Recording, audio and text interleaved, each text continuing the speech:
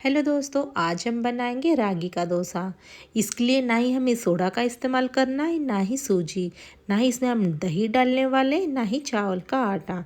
सिर्फ रागी के आटे से बहुत ही जालीदार और क्रिस्पी हम डोसा बना के तैयार करने वाले हैं। और रागी को इंग्लिश में फिंगर मिलेट भी बोलते हैं, जो खाने के लिए बहुत ही टेस्टी और हेल्दी भी है। तो चलिए फटाफट से रागी का डोसा बनाना शुरू करते हैं। तो पहले यहाँ पे चटनी बना लेते हैं। तो मैंने यहाँ पे फ्रेश कोकोनट आधा कप लिया हुआ है और 1/4 कप लिया है वहाँ पे चने का दाल। तो यहाँ पे इसका रेशियो थोड़ा सा ध्यान रखें। इसमें डाल देंगे थोड़ा सा ऑयल और 1 टीस्पून डाल देंगे साबुत जीरा और इसमें ऐड कर देंगे हम चने का दाल और इसको थोड़ा सा फ्राई कर लेंगे जब तक इसका कच्चापन नहीं चले जाए।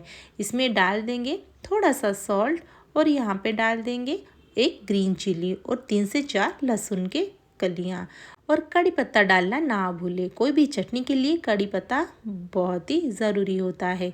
अभी हम यहाँ पे इसको फ्राई करने के बाद फ्लेम को ऑफ कर देंगे।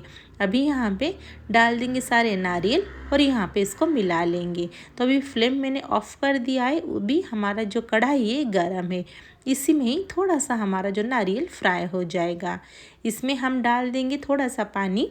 अभी थोड़ा सा डाल देंगे इमली और यहाँ पे पानी भी गर्म है, तो इसी में ही चने का दाल जो हमारा फूल के पूरा सॉफ्ट हो जाएगा और इमली भी इसी में ही फूल जाएगा। इसको हम ठंडा करने के लिए छोड़ देते हैं।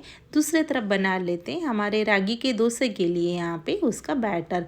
तो मैंने यहाँ पे रागी ले लिया है और रागी को इंग्लिश में बोलते हैं फिंगर मिलेट के ढेर सारे नाम है, जैसे मंडुआ, मांगल, उसको उड़ीसा में बोलते हैं मांडिया, टाइडालू इन तेलंगाना।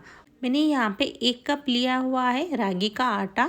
तो मैंने ये घर पे ही पीस के ये आटा को तैयार किया हुआ है। यहाँ पे 1 कप के मेज़रमेंट हिसाब से सारे यहाँ पे इंग्रेडिएंट्स ऐड करने वाले हैं। तो यहाँ पे ले लेंगे एक मिक्सिंग बाउल। अभी यहाँ पे 1 कप आटा को डाल देंगे और यहाँ पे डालेंगे उसी कप के मेज़रमेंट के अनुसार 1 कप यहाँ पे पानी और इन सबको पहले मिला देंगे। तो मिलाने के बाद इसको हम छोड़ देंगे 15 मिनट के लिए फूलने के लिए।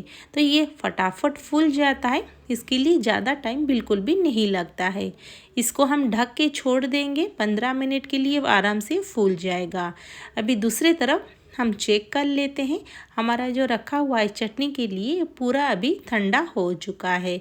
इसको ट्रांसफ़र कर देंगे मिक्सिंग जार में। अभी हम इसको अच्छा सा पेस्ट बना लेंगे। तो यहाँ पे इसको मैंने पेस्ट बना लिया है। अभी डाल देंगे उसको एक बाउल में। अभी इसके लिए एक तड़का बना लेते हैं। तो मैंने थोड़ा सा ही ऑयल डाला हुआ है। ऑयल में डाल देंगे 1 टीस्पून यहाँ पे मस्टर्ड और इसमें डाल देंगे थोड़ी सी कड़ी पत्ता और यहाँ पे इसके लिए तड़का यहाँ पे तैयार हो चुका है।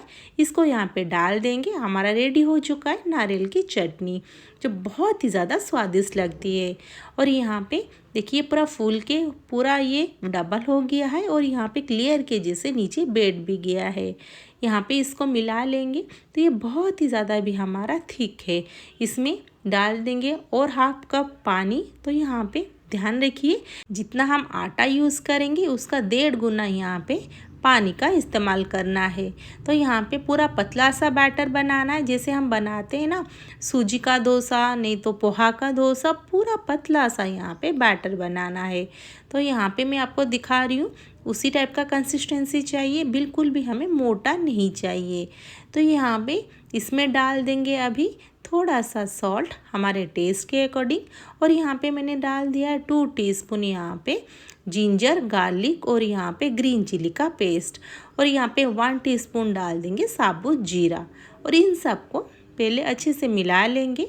उतना ही हमें यहाँ पे ऐड करना है और कोई एक्स्ट्रा मसाला हम इसमें नहीं डालेंगे, बस इन सबको अच्छे से मिला लेना है। और दूसरे तरफ मैंने पैन चढ़ा दिया है। अभी पहले अच्छे से उसको गरम करेंगे। ऑयल डालने के बाद एक टिश्यू से इसको पूरा पोंछ लेंगे, ताकि यहाँ पे ना जितना ही हमारा यहाँ पे गरम है तवा, इसका टेम्परेचर यहाँ पे बैलेंस हो जाए।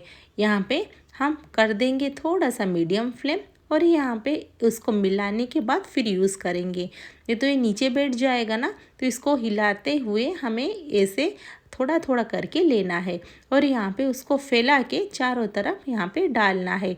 अभी यहाँ पे चारों तरफ थोड़ा थोड़ा करके डाल देंगे और यहाँ पे कर देंगे अभी 1 मिनट के लिए हाई फ्लेम, ताकि अपने आप ये धीरे धीरे जाली बनना स्टार्ट हो जाएगा। तो मैंने चारों तरफ डाल दिया है और पूरा पैन को यहाँ पे कवर कर दिया है। अभी हम करेंगे 1 मिनट के लिए हाई फ्लेम। अभी हम यहाँ पे धीरे धीरे करके उसको लो टू मीडियम फ्लेम में पकाएंगे और 1 टीस्पून डाल देंगे ऑयल। और हमें जो कोने की तरफ पे बिल्कुल भी ऑयल नहीं डालना है। तो यहाँ पे देखिए हमारा डोसा बनके तैयार हो चुका है। बहुत ही ज़्यादा जालीदार और बहुत ही कुरकुरा बनके तैयार हुआ है। देखिए अपने आप ही निकल गया है। बस 1 टीस्पून ऑयल का हमने इस्तेमाल किया था। तो ये बहुत ही ज़्यादा स्वादिष्ट लगने के साथ हमारा बहुत ही हेल्दी वाला ये डोसा है। तो इसको हम डाल लेते एक प्लेट में। इसके बाद हम उसी प्रोसेस में मैंने दूसरा भी डाल दिया है और उसके ऊपर डाल देंगे 1 टीस्पून ऑयल और ये भी हमारा बनके रेडी हो गया है।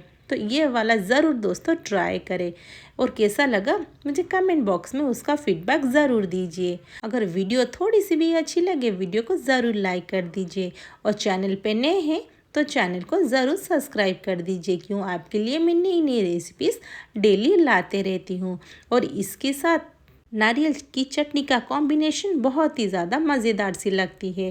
तो एक बार ज़रूर ट्राई करें और इसको बड़े या छोटे सबको पसंद आने वाले हैं।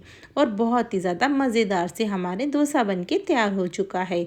तो यहाँ पे देखिए कितना ज़्यादा कुरकुरा बनके तैयार हो गया है और बहुत ही ज़्यादा सॉफ्ट भी है। जैसे हमारा पेपर डोसा बनके तैयार होता है सेम वैसे ही।